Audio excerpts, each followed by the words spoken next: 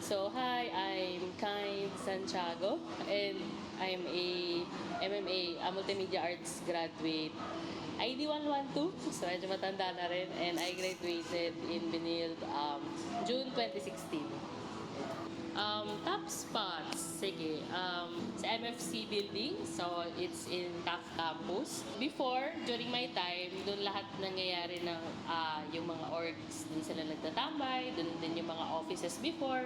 So, doon din kami nagni-meeting before, specifically sa 5th floor. So, yun yung pinakatuktok nung building. And isang maliit na room lang talaga siya. Doon lahat nangyayari ng meetings namin, and at the same time, since we're performers at the same time, so we were required to perform a show every term. So doon din kami nag-prepare, doon kami nag-drawing ng mga puppets namin, nag-production, doon din kami nag-practice.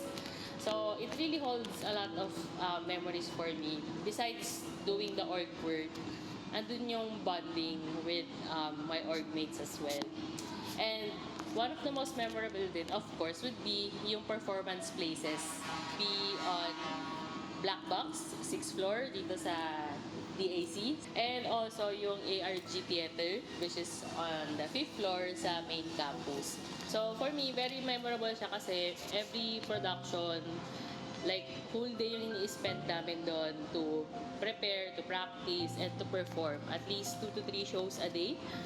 So, memorable siya kasi besides doing the performance, andun din yung extra bonding pa namin as org mates and shadow play members. Maraming mga simple bondings during that time na kaya for me, very memorable din yung place na yun.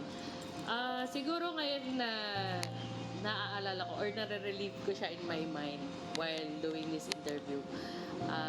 Somehow I feel nostalgic kasi hindi naman na natin ma-deny, almost magte 10 years na rin yon.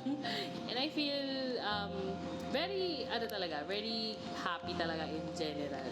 Hindi man ako graduate ng with honors or what, diba? So, knowing that I had those memories, I think for me, it's still very fulfilling and happy.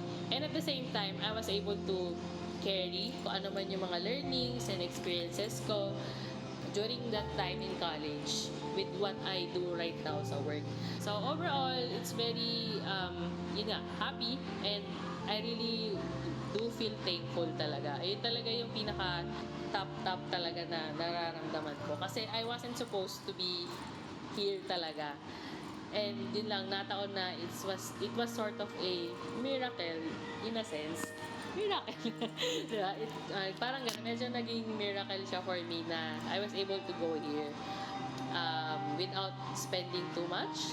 Ayan. So, overall, enjoy your college life. Not just with yourself, bonding with yourself. You try to bond then with other people, enjoy it with other people, and try to experience as many things as you can while you are in college.